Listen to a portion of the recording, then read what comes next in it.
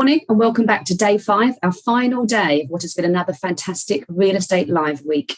A week-long programme of free-to-attend virtual events are brought to you by White Label and our partners and our sponsors. We'd like to take the opportunity to say a very big thank you to all of those people, organisations who have contributed to our fantastic lineup this week. During one of our sessions, places across the UK showcase their opportunities, and industry-leading experts from the public and the private sectors discuss new ideas and current issues related to property. You can view the full programme of sessions today, and you can also watch all the sessions that have been back on demand on our website, realestatelive.co.uk. But right now, we're welcoming a fantastic panel who will be asking, how can real estate ensure that new developments are able to meet wellness standards? Our session partners are Therme Group, who we would like to thank. Before we start, can I please remind you, the audience, please do feel free to ask questions using Zoom's Q&A, and the panel will do their best to answer those questions. I'd like to hand you over to Chair Max Farrell of LDN Collective. Over to you, Max. Thanks, Shelley. Good morning, everybody, and great to be talking about this really important subject for all of us in terms of health and well-being, particularly at this time in our history, and with everything that's going on in terms of the pandemic and how that's really brought everything into sharp focus in terms of how cities in particular can enable people to lead healthier, happier and longer lives. We've got a fantastic panel who are here today with a variety of different experiences and expertise. So I'll just mention who we have, and then they'll introduce themselves, and we'll kind of take it in turns for them to respond to some questions I'll put to them. So we have Vicky Cotton, who is the Sustainability and Wellbeing Director at Workman, Shira de Bourbon Parme, who is co-founding director of Foreground, Anne-Marie Aguilar, who is from the Wellbeing Institute, Councillor Cami Day, who is due to be with us and will hopefully appear in time for his section, and the panel discussion, who is the leader at Edinburgh City Council, and finally Natascha McIntyre Hall, who is the Assistant Director of Strategic Developments at Portsmouth. There's some really interesting projects going on there, which she'll tell you about, no doubt. Just in terms of who I am, I run an organisation called the LDN Collective, and we're a group of built environment experts and creatives who collaborate on projects with a strong social and environmental agenda. And as Shelley said, we'd like to thank the partners for this event, the Wellbeing partners for the Real Estate Live, Therme Group, who I've been working with for a few years now, looking at different locations for their sort of health and well-being social infrastructure that they're now bringing to cities around the world. The first in the UK will be in Manchester in a couple of years' time, and we're looking at London now. And if you haven't already, then I suggest you look them up, really interesting things that they're involved in.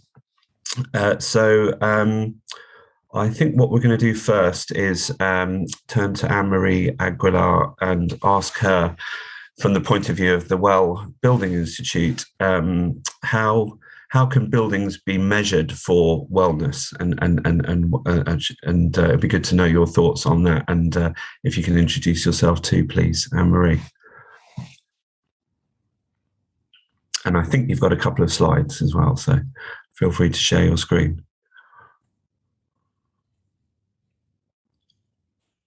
Great. Thank you so much. It's really lovely to be here today and to be able to respond to this really important question. So let me just do a share screen here, and I'll just pull up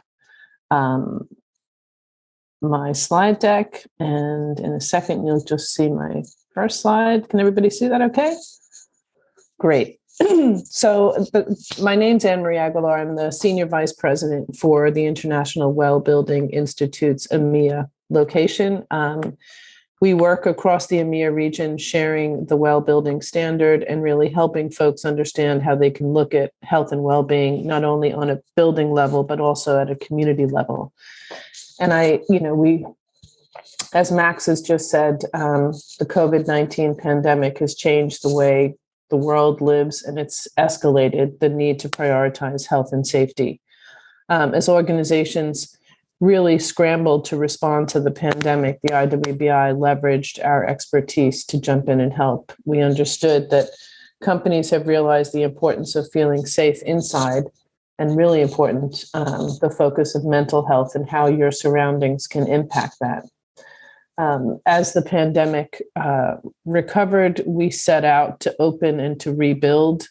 We use these very important 10 concepts: air, water, light, well-being, movement, sound, thermal comfort, materials, mind, and community as a 360-degree approach to understanding how we can influence the design and operation of buildings. You can see here that we are close to 3 billion square feet in 98 countries, and it's really been the highlight of the work that we've done to show that buildings can play a huge role in human health and well-being. Thanks to our research, we can understand the relationship between both physical environment and human health more than ever before. We know how to create spaces that enhance rather than hinder health. And the important way that we can measure these buildings is through these really critical performance verification on-site indices that we deploy. And these require folks to measure air quality, acoustic quality, lighting, and water. And these are really key components of how a building can actually confirm that it has reached its requirements. We've also very recently, after COVID, released the Well Health Safety Rating, which gives every building a QR code, which allows folks to be able to really look at the features across cleaning and sanitization, across HR, FM, that really deploys the key criteria to getting that building open and welcoming staff back together. We're really excited to see some major organizations around the world decide that the health safety rating is an important contribution to getting buildings back and open. We've been really excited to welcome the Canary Wharf Group and multiple companies who've decided to really help their staff feel safe when they come back into buildings. So really, measurement and transparency around third-party verification is absolutely critical as we try and bring that level of confidence back into the built environment. We as a company are looking at really important subdivisions of our standards, so equity and inclusion, the important focus on indoor air quality, how we perform as an organization, and obviously health and safety criteria. So thank you very much for the opportunity to answer that question. I'll pass it over to you, Max. Thanks, Anne-Marie. That's great. And good to see those sort of, set of measurable sort of benchmarks that people can really understand and make sure that they're performing against. Interesting just how much time we actually do spend indoors, and how little sort of appreciation there is of the impact of things like light and nature within buildings and so on. But I think it is becoming more widely understood, which is good. So next is Vicky Cotton, who would be good to know from your perspective, Vicky, that Workman, you manage a lot of buildings and it's obviously a big issue for employers and also for employees about how they can make sure that they do have a standard of well-being in the workplace. So interesting to hear from you about how things are going from that point of view. Thanks, Max. So I'm Vicky Cotton from Workman, ESG director there. And as you say, we manage a huge variety of properties for various clients. I think it's worth starting by saying that every single property we manage is different, and the occupiers' expectations around health and wellbeing are very different asset to asset. And it's our fundamental role to understand that, to work with the occupiers and our clients, the landlords, to understand what we can get, how we can prioritise health and wellbeing in every single asset, and make sure that we're meeting the needs of the occupiers. They've changed significantly, particularly in the last 18 months. But there's been an interest in health and wellbeing, I'd say, it's grown in the last sort of five years or so. And that there are very different kind of needs. Sometimes that's around certification, and it's something physical to show that a building's meeting those needs. And sometimes it's it's being able to respond to occupiers individually and make sure we're providing the environments they want. I start with a topic that's quite close to my heart, biodiversity. What we see on the ground, that's quite a simple initiative that can make a huge difference to our occupiers. And I think as they move back into the offices and various other space that they occupy, but biodiversity is something that we can ensure that we've got in every single asset. We've got a challenge going on across the business at the moment to make sure that we put something literally green into every managed property that we've got. And that could be a green wall, it could be a green terrace, or it could literally be a hanging basket or some planting in reception. So that's an easy win. Air quality, huge on the agenda at the moment. As Anne-Marie pointed out, we've got to make sure that the assets that we manage are safe, they're clean. Another subject close to my heart, natural ventilation. We've been told time and time again we need to open windows, we need airflow through buildings, which is brilliant for the sustainability agenda, but is making a real difference, making sure that we can demonstrate that we've got air quality in our buildings, and that we're not reliant on occupiers coming to us potentially with lesser quality data. We need to make sure that we're ahead of that curve in terms of the data and visibility on that. There's demand now to give occupiers much more control over the space that they're occupying. Traditionally, we've managed that centrally. We've set a building to run how we think it should run. There's much more engagement now with occupiers about the type of environment we're offering, and to a certain extent giving them some controls through potentially sort of tenant apps. Being able to measure that environment again, and being able to make sure that we're meeting their needs. Other areas we're seeing demand for healthy food provision, cycling, again, a huge piece post-COVID, offering lockers, offering genuine good quality environments for people that cycle or run to work or walk to work, because there's much more demand for that. So a big move, and it may be about certification, but it's predominantly for us as managing agents, making sure that we're responding to our occupiers' needs. Great, thanks, Vicky. Yeah, it's interesting how people are understanding more and more the benefits of bringing nature into buildings and increasing biodiversity, well, inside and outside, with green roofs and food growing, and not just offices as well. I think there was some research recently around introducing greenery and plants in schools, and what an effect that had on behaviour and psychological well-being, and hospitals too. Actually, I'll introduce Shira in a minute, but Shira and I have recently collaborated on a project which won an award for the Wolfson Prize, which was about the future of design and planning of hospitals, and a big part of that was about making them more healthy, happy places, and introducing nature and landscaping within them. So Shira, if you want to tell us a bit about Foregrounds and what you do, and the question I wanted to put to you was more kind of looking outside in terms of not just what goes on within buildings, but actually within communities, and how that can also be very different in terms of communities and different sort of demographics, and there's a lot of inequalities within cities and the built environment can exacerbate that if it's not planned and designed properly. So wellness within the community, it'd be good to know your thoughts about that and how we can influence that more positively. Okay, thank you, Max, and hi, everyone. Just to introduce myself, I'm an urban designer and social anthropologist, and I'm co-founder of this consultancy called Foregrounds, and our mission is really to bring well-being to the foreground of development projects. We set about creating a methodology that allows us to generate bespoke well-being frameworks for different projects. I'd been working in the built environment sector for about 15 years, and I felt that I needed frameworks that could be responsive to the difference between places and difference between communities that I was working in, and then that would help me to therefore develop responsive briefs, responsive designs and master plans.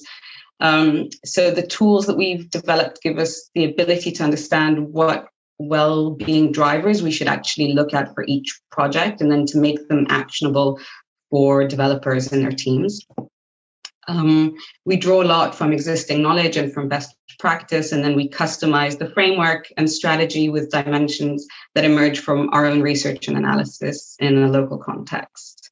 So that's a little bit about what we do. And to answer your question, I think, Max, that broadly speaking, there are two main things to think about, I think, when we're looking at the local community.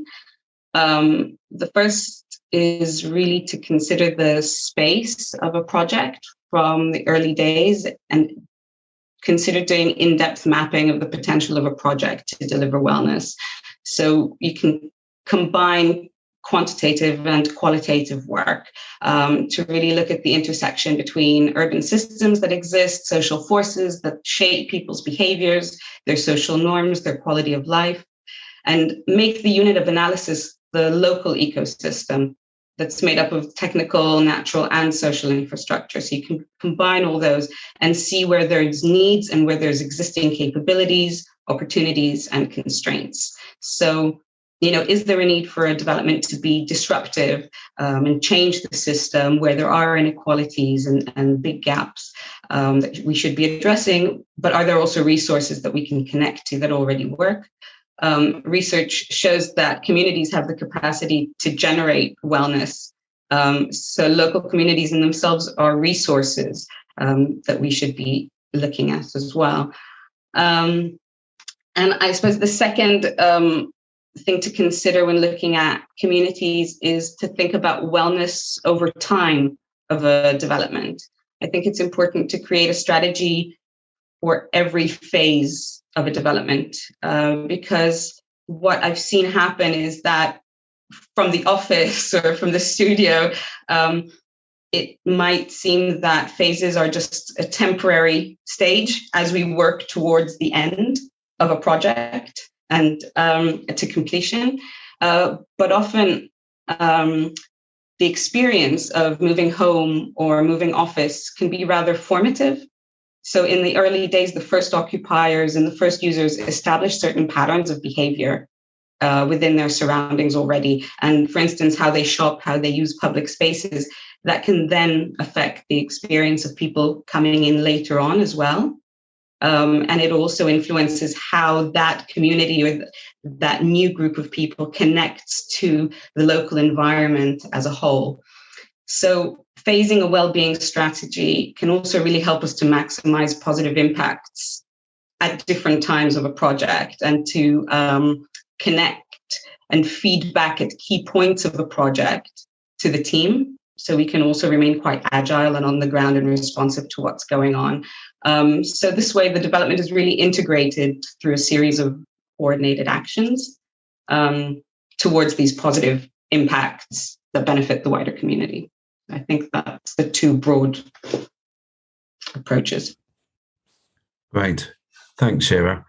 And really interesting stuff. And our next panel member was going to be Councillor Day of Edinburgh, but I can't see him here with us yet.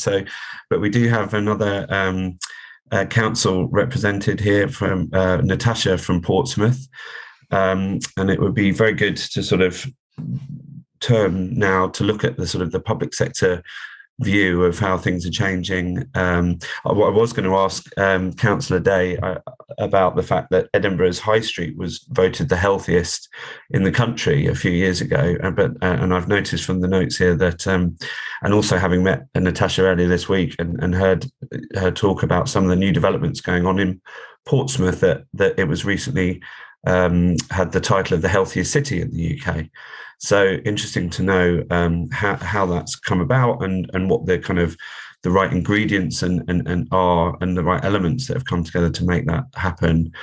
It was also interesting watching Keir Starmer's speech at the Labour conference, where he was talking about different priorities in terms of public sector funding and how in this country it's very heavily weighted towards kind of cure and treating ill health. And actually, that we'd spend 10 times more money on that than we do on prevention. And it was big numbers, something like 97 billion on the NHS and only 8 billion on preventative efforts. So that's an interesting potential shift in terms of public sector prioritising sort of delivering health services and funding, as well as, ESG finance and investment from the private sector, increasingly looking for these types of objectives and goals to be met. So Natascha, it'd be interesting to hear a bit more from you. And I don't think you have slides, but I saw some CGIs of your Tipner West earlier this week, and it's really fantastic looking development. So over to you, Natascha. Thanks very much. You've opened up my question a lot, and I was told 3 minutes, so I'm going to speak as fast as I possibly can. Well, you probably have a couple more minutes because Cammie's day. I'll take Cammie's as well, shall I? Yeah, why not? So I'll start off at the beginning part of Portsmouth being the healthiest city. It's really easy to see why that would happen. Portsmouth is the only island city in the UK. It's got an amazing beachfront. We're working really hard with the Environment Agency on flood defences at the moment. And when everyone talks about a 15-minute city, we've already got a 15-minute city, although that's measured on wheels as a bike rather than as pedestrian. So we've got a way to go with that. In terms of what I'm doing, so I look after property development for the City Council, and we have the pleasure and responsibility of looking after the regeneration needs and not just the development needs. And that's really important when you're looking at health and well-being. Just a quick note, health and well-being, as you've alluded to there, is not the absence of illness. It's also about ensuring we have joy and purpose and community. And those are the things that then empower people to take more pride, more responsibility, more action towards maintaining their own health and well-being. So the project that most people have heard me talk about, and I will share links and websites in a second, because I do normally come armed with slides, but it is really impressive. Please go and have a look. It's called Lennox Point. People might have heard me talk about it in the past as Tipner West. That's the location, but the project now has been badged up as Lennox Point. The boring numbers part of that is 3,500 residential units, 58,000 square metres of employment space, specialising in marine and maritime employment. But that's where this development becomes changes from being just a big development into something really special. We looked at this as a blank canvas and we tried to understand the problems that other people were facing. There are so many other developments that were built thinking about maintaining physical safety rather than emotional safety. And as we've grown more as people and our own psychologists in our own right, we understand more that there is no such thing as a normal person. So actually walking out of your wherever you live onto the curtilage of a road or into a car park is a threatening environment. Doesn't matter whether or not you're able-bodied or actually if you have visual impairment or mobility, or even if you're just carrying 4 bags of shopping. These are things, and so the curb has come to stand for something that actually separates you from danger. And if that's the first thing you encounter when you walk out of your front door, that is not us creating community. So Lennox Point, what we've done is taken away the cars, and that has allowed us to take away the curb so that when people walk out their front door, they walk into public realm. And that's hugely important. We've also stepped all the buildings back from the seafront, so we've added an extra 2.5 kilometres of walkable space accessible to all. We are looking at interventions such as seasonal planting and sensory planting, so that there are routes that you may use for commuting, but there are routes that you may use at different times of the year, so that people get to know their community and go different ways. And we're providing things that we're referring to as water cooler moments, so that you have an opportunity to bump into someone you don't know and start up a conversation simply about what is already there. So that's one project, that's Lennox Point, is hugely important. But what I'm particularly proud of at the moment is the fact that we also are looking at submitting a planning application to regenerate our city centre by the introduction of residential and green infrastructure. We're also looking at another estate regeneration following the Grenfell disaster, where we're working really closely and we have genuine co-design And we've done that with street parties and demonstrations of what things look like. So lighting traditionally comes from highway engineers. What if it doesn't? How do we show people that their community is beautiful and can be different if it's lit differently? You know, that's such a simple thing, but can that bring people together? And we're looking at other opportunities. So we've been really fortunate that we've also got 2 town centres where we've been successful at Future High Streets. We've just been successful with the Freeports. I am lucky enough that I have a team that are dedicated to funding so that whenever there are opportunities, we have the chance to get involved in them. So yeah, everything that we are doing is health and well-being in the centre of what we're thinking, but it's also about identity and how the whole lot comes together to create this beautiful, complicated city that allows people to pick and choose the way they live their lives. Sorry, I know that's massively over 3 minutes, but it's very exciting.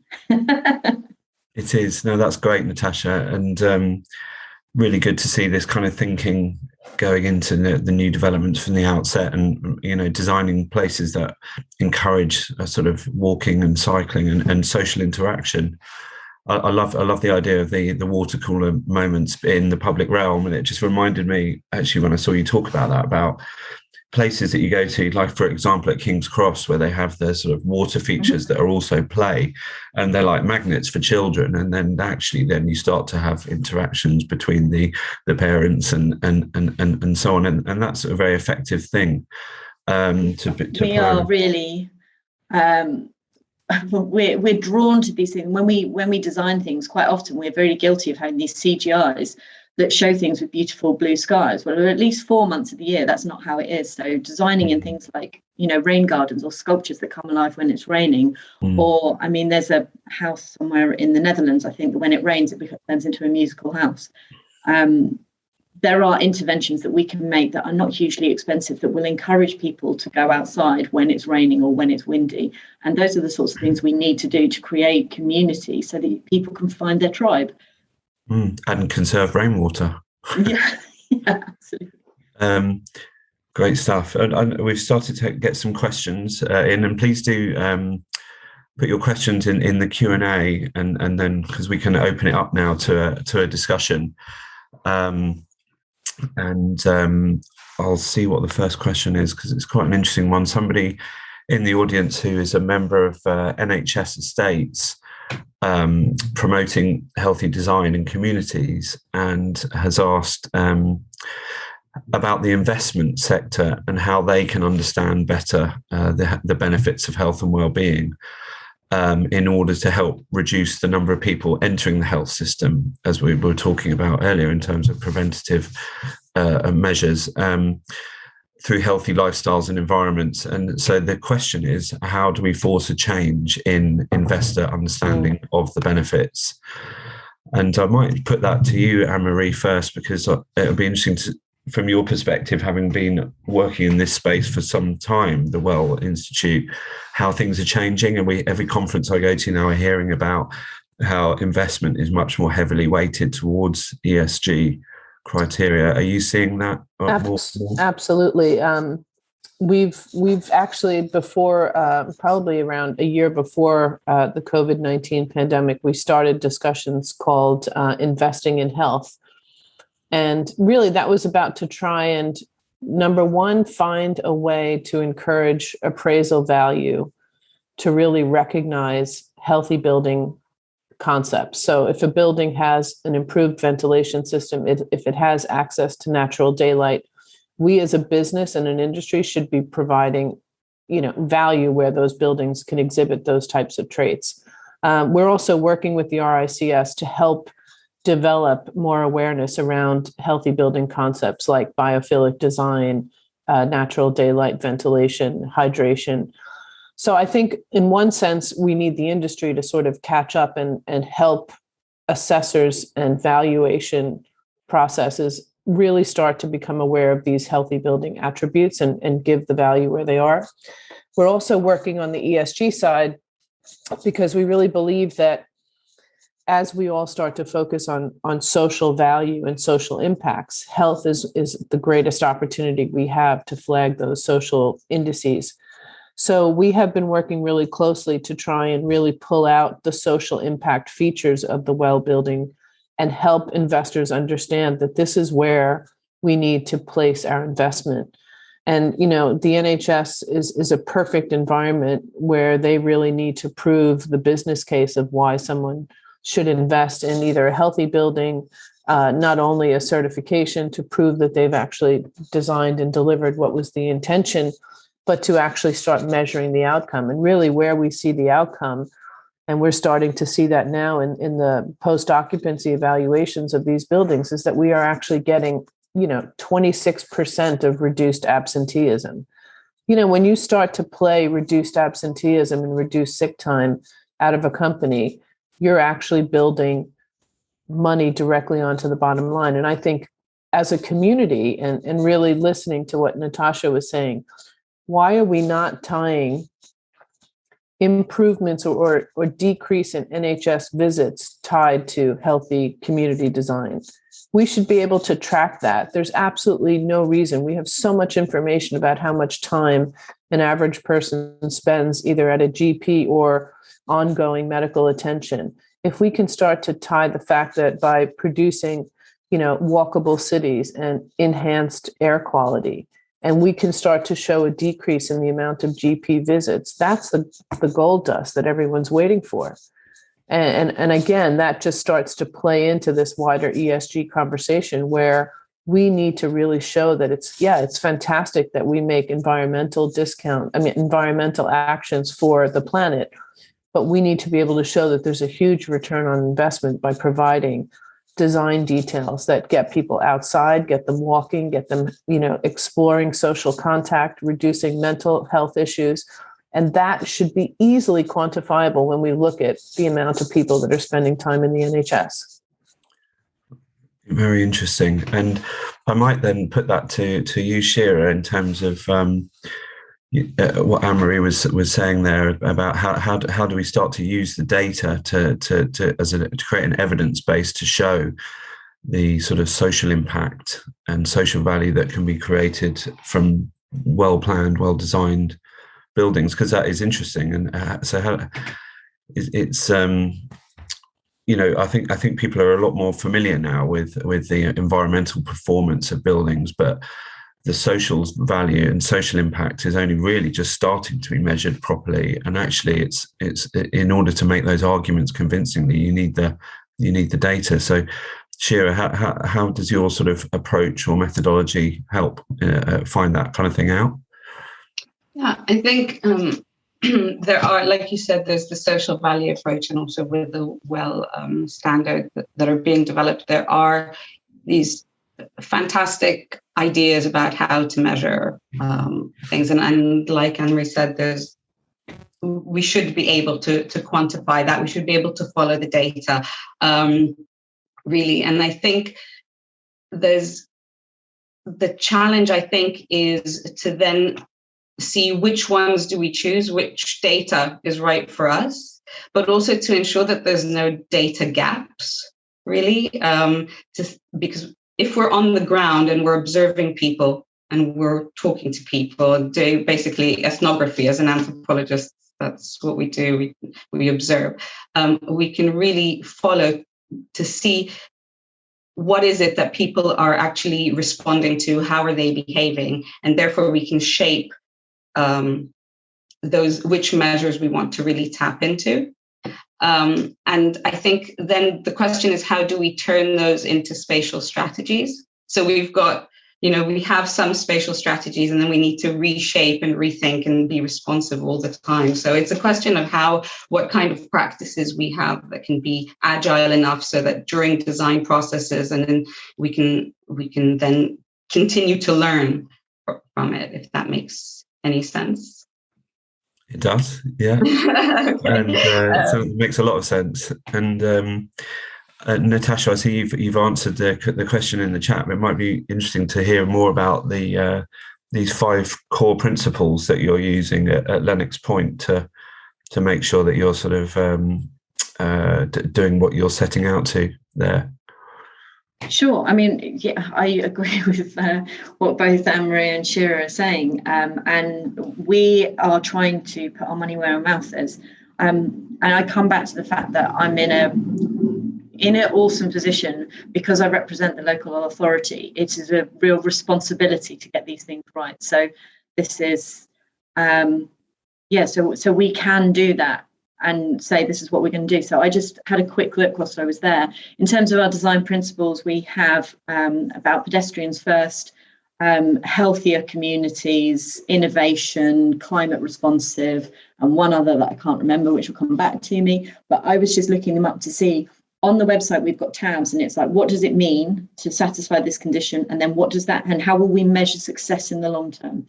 So in the success in the long term, when we talk about engaged and healthy communities, in there is decreased numbers of people with GP visits per person. There is also decreased reports of loneliness and increased numbers of people volunteering, increased health, fruit and veg eating per person. So we're going down into real detail. We're ultimately, my job is to put up some buildings, but that's not the way that we are doing this. That is the wrong way to do it.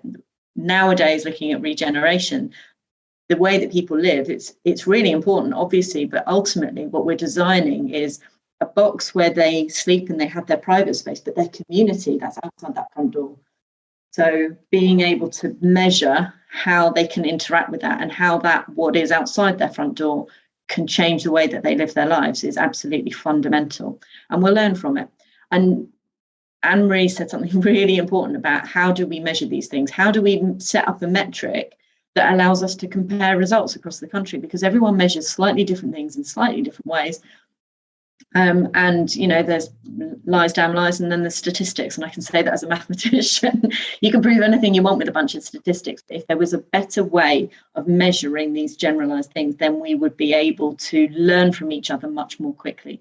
And that's one of the reasons we've put our design principles up on our website. As anyone else who wants to come and speak to us about how we've done that and see whether or not it's something they can replicate, should they want to, or improve, please come and speak to us. So we've got contact details all over the website for that.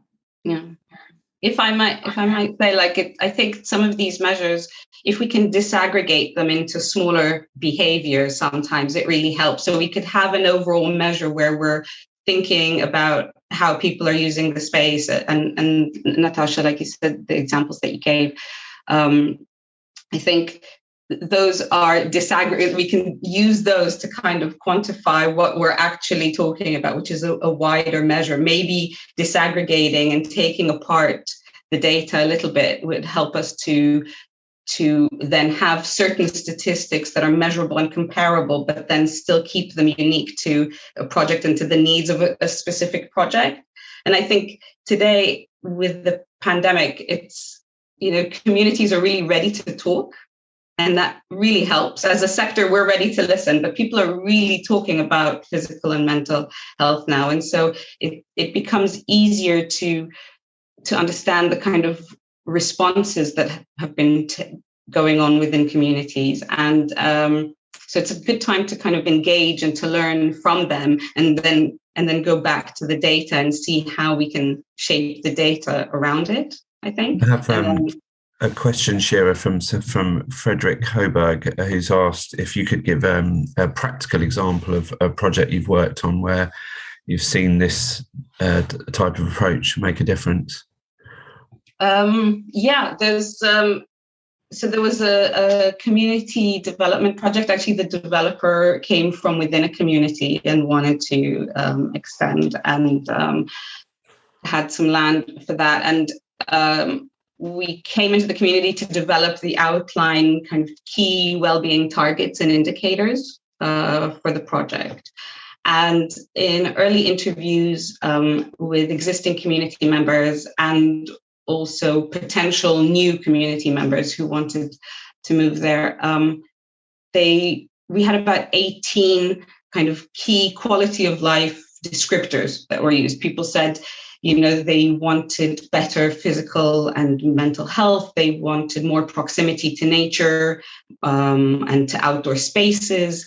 better access to education, more income opportunities. So these were big kind of needs and wants that people had in initial interviews.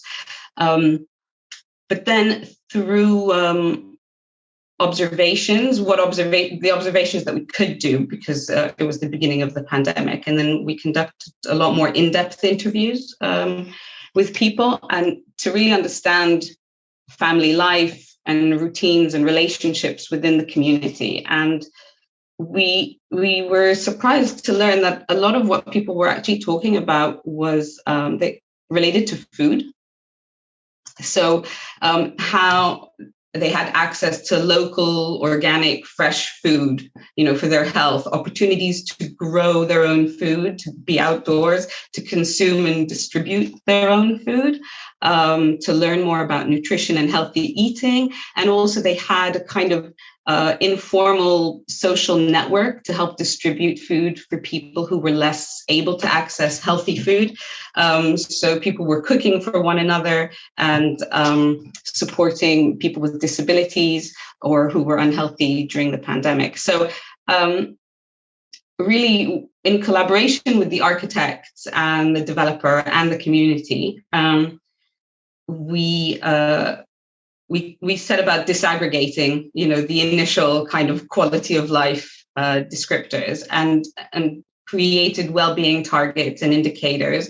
Not all of them were specific to food. We ended up with 40 measurable indicators, but some of them really measured nutrition and time spent cooking and what people were cooking. Were they cooking their own food, growing, learning how they were distributing their food, how they would connect to other communities, forging relationships with local farmers who would teach them about sustainable farming practices. And that then helped to shape the brief, because creating the land for sustainable farming practices, we needed the infrastructure there, and we needed the social organization also of the new development to suit that. So it really helped to shape the brief around and food, and then eventually to shape the plan. So I realize it's quite a unique community, but every place ends up being unique. You just don't know what you're going to discover from people. People are really creative. So I think that's really interesting, and I think that the one thing that isn't unique though is food. And you're absolutely right. Everybody needs to eat, and also there's a big awareness and information kind of deficit, isn't there, in terms of where food comes from and what food is good for you. And and I think that building that into the supply chain in cities is going to be a big issue moving forward. So I think there were some statistics around the number of people living in cities. I think we're half of the world's population currently live in cities, but in 2050, 2/3 will live in cities, 2/3 of the population, and there'll be double the amount of people that are over 60, which is incredible. So kind of how do you kind of make sure that the cities work for all of the residents, regardless of their sort of socioeconomic circumstances or their age and ability? So I might now just turn to you, Vicky, and ask a question around the support that is available to people that wants to improve health and well-being. And obviously, I mean, you might be able to talk about that from the workplace, but also in terms of homes or the public realm. What support is out there? Where would you recommend people go to if they want to understand how things can be improved or analysed? Well, I think in terms of our clients, what we try and do is create kind of communities and bring our tenants together. So the support in our buildings is through us being the glue that kind of holds everything together. And understanding that the community that we need to create. We very much see our role as having a responsibility. A really good example is a shopping centre, where we've got a responsibility both to the retailers to create a community for them to ensure that they maximise their business potential there, but also to create a community for the locals, for the sort of wider area around that shopping centre. We've got great examples, particularly through through COVID, of where we've carried on as far as we possibly can with events. We've got a great event. We call it a cuppa club, where we bring sort of the older residents around that shopping centre and bring them into the shopping centre and offer opportunities for them to sit down and talk to each other. So we see our role very much as being there to evolve these health and wellbeing initiatives. So ideally, we are the support for our occupiers and for our clients to bring that together. Great. Okay. Good. Well, I think we're getting to the point now where it'd be good to sort of put a question to each of you and maybe go around the panel and see what your thoughts are about the future, really. And I'm going to tie this into one of the questions that we've had, which was around the changes to the white paper and the changes to the department for now called Levelling Up Housing and Communities, and what sort of role central government has in terms of making sure that our economic recovery goes hand in hand with improving people's health and well-being and tackling inequality. So all big questions, big topics, but it would be good to just hear from each of you really about how important health and well-being will be in terms of the economic recovery going forward. So maybe we can do that in the same order that we started. So, and the question that came in, by the way, Anne-Marie, he started by saying it was an amazing response from you and spot on in terms of what you were saying and how the NHS can be an anchor institute dealing with health inequalities. And also there was a second part of it around using Section 106 funding in a meaningful way to help the type of things that Natascha's aiming to do at Portsmouth. But so Anne-Marie, if you wanted to tell us about your thoughts. Well, I think, we've definitely seen a great movement from single building certification was our sort of go-to from 2014 all the way up until 2019. The conversation has dramatically moved where companies can no longer just choose one or two buildings within their portfolio, their sort of headquarter building. It's all or nothing now. And that's because you can't distinguish certain employees from using or, having to work at a well building and others not working at a well building. So that's been a big transition. The second transition has been this enormous growth of well at a community scale. So listening to all of our great speakers talk about the developments that they're working on, I see that is the next awareness opportunity that we have. And I did work, years ago with the NHS Healthy Towns, and we were trying to really build in, again, that fabulous gold dust metric at the very end that proves that if you build healthier spaces with more activity, more healthy nutritional offers,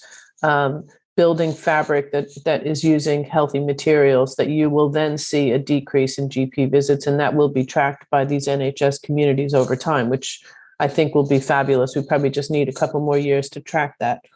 But I agree with three concepts. One, the Section 106 is an opportunity to raise awareness around the health impacts that can be measured and then communicated back. I think we don't use the health impact assessment document as much as we could do, and to start to build in measurable positive impacts and capture that data and then replay it back so others understand the importance of it. We're working really closely with the social value portal to really help bring in more clear KPIs within the health TOMs. So I think the more that we can work together so that we're helping to build the business case so that it's clear. I think the business case is obvious. I just think we're not good at capturing the data and sharing it back with others so that they realize that this is a no-brainer, that we should just be doing this for every development. So I think there's going to be huge economic improvement, and the economic improvement is going to be about the security of people feeling like they can return to work, which is important for every aspect of bringing cities back to life. I think it'll be the economic impact of reduced sick time and GP visits.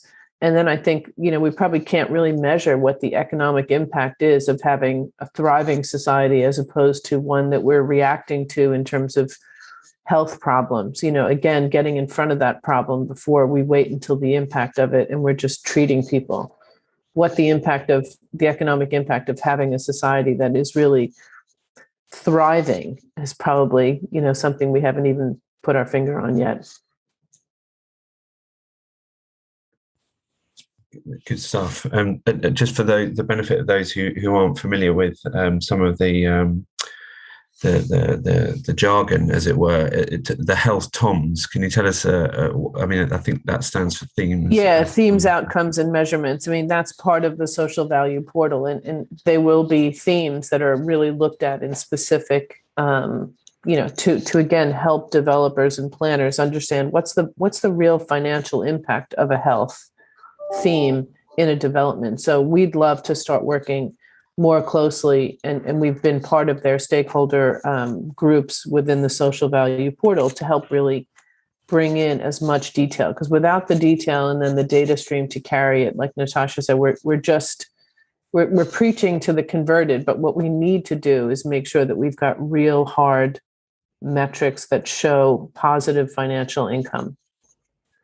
I found a really interesting recently. We bid for a project in Bristol, and as part of the bidding process, you needed to actually quantify financially the social impact of your proposals, and then they would actually then hold you to that. So anything less that is deducted from your fee and your so that for me was a really interesting and I think Bristol are quite progressive from that point of view, but you can almost see that might be where things are going now in terms of local authorities looking to actually get hard-nosed sort of commitments made rather than more sort of generalistic ambitions. But good. So just remember the order that we started in. So I think it's Vicky next. If you could tell us your thoughts on that question. Absolutely. So for us, bluntly, we want people back in buildings.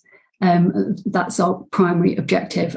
And we've just run a really successful Wellbeing week, whereby we put on a series of events primarily to attract our occupiers back to their buildings. And that ranged from puppy classes, because we know that everybody's gone out and bought a puppy in lockdown, yoga, art walks around London. The whole ethos was to bring occupiers back. And on the back of that, they're back in the offices. There's more teamwork, there's more creative thinking, there's more productivity. The spin-off from that, after the events, they go out to cafes, they go out to restaurants for lunch. They're back in town. And to our mind, health and wellbeing is the one kind of focal point that we can do differently. We can offer more around to get our occupiers back into their buildings. We can create community feel again.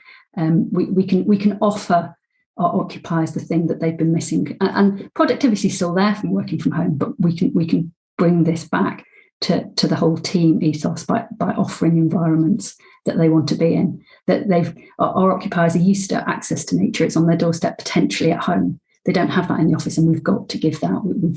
We've got to give more in our office space than they had pre-COVID to get everybody back and to see the benefit of that. And the knock-on from that will be the enlivenment of our towns and cities again. And making sure the technology is there as well, because obviously with this hybrid world that we're moving into, I'm sure I'm not the only one that's been struggling to get kind of meetings going properly where you have the same sort of meaningful input from people that are there virtually that you do in the room, and having all the technology working, because it's not that straightforward, is it? And but it is the way things will be going, and I think it's good for productivity, and it gives people choice at the end of the day. So I think next, Shira, if you wanted to tell us your thoughts. Yeah, I mean, I think my thoughts kind of align with what's been said, because it's the cliche of what gets measured gets done.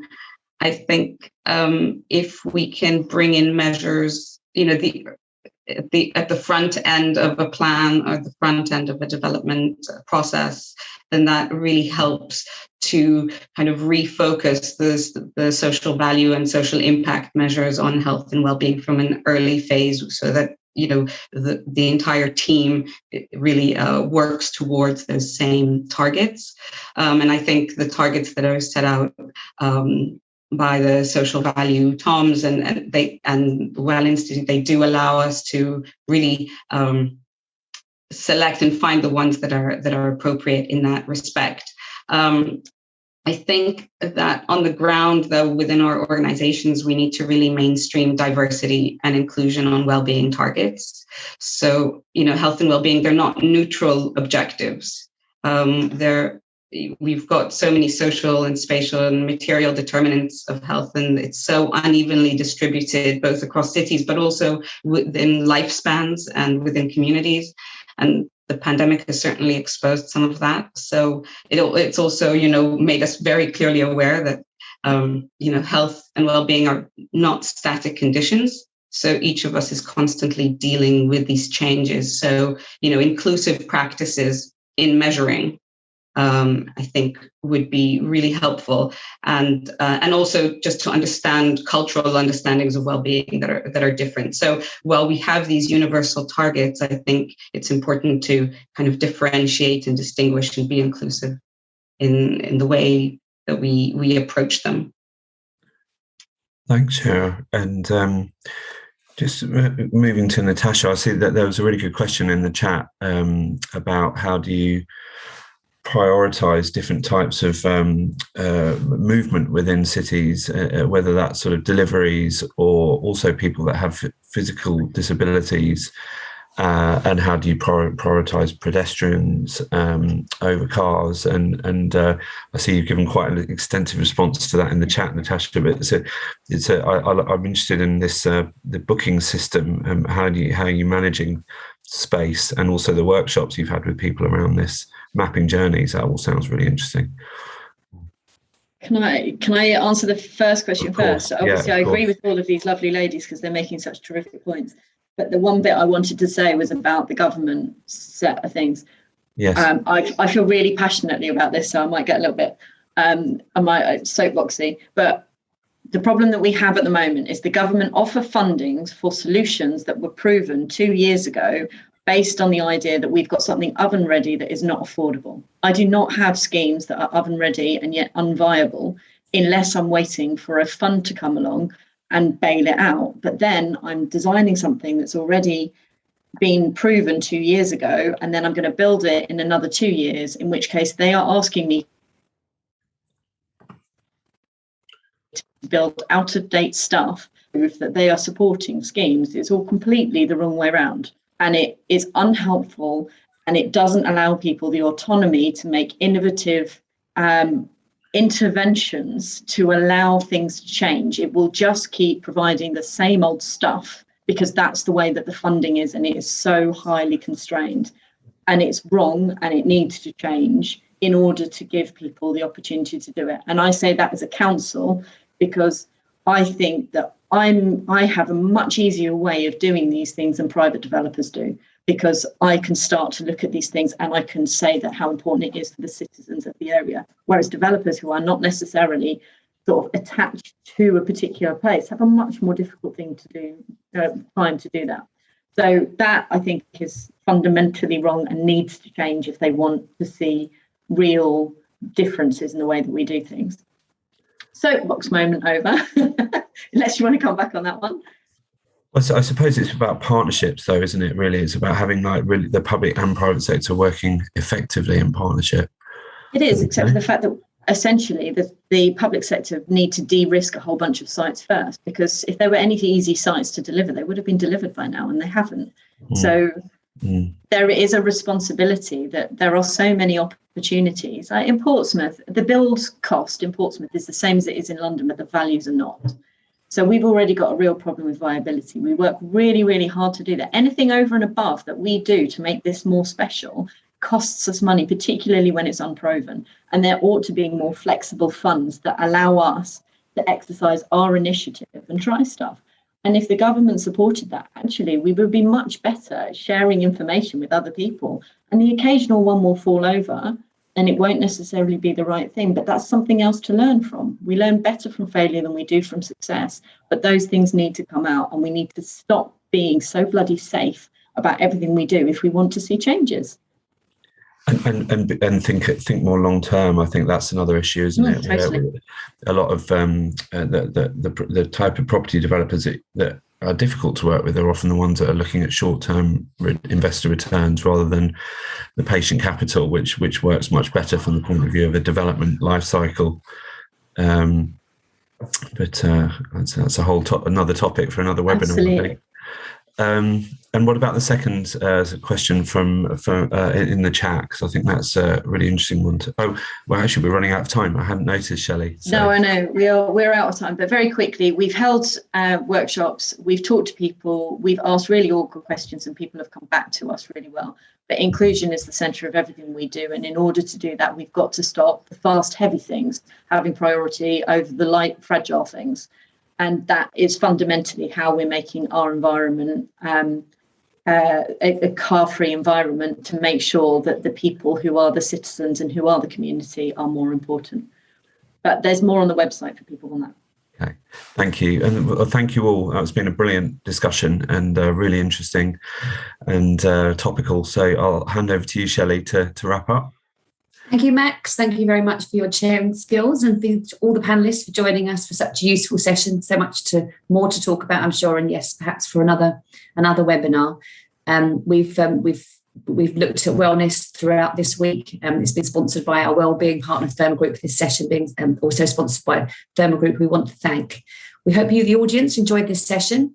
Next up, starting right now, we have, the slides should be appearing, a session in partnership with the London Borough of Waltham Forest. So now at 10:30, a discussion about around their plans for inclusive growth and building out of a pandemic. We also hope you'll take some time out just before lunch. Join us at 12:30. Sign up to a 15-minute wellbeing break again, brought to us by Therme Group again. A perfect way to end a busy morning. This is a short session to take you through some breathing exercises to help you relax and reconnect. We hope to see you there.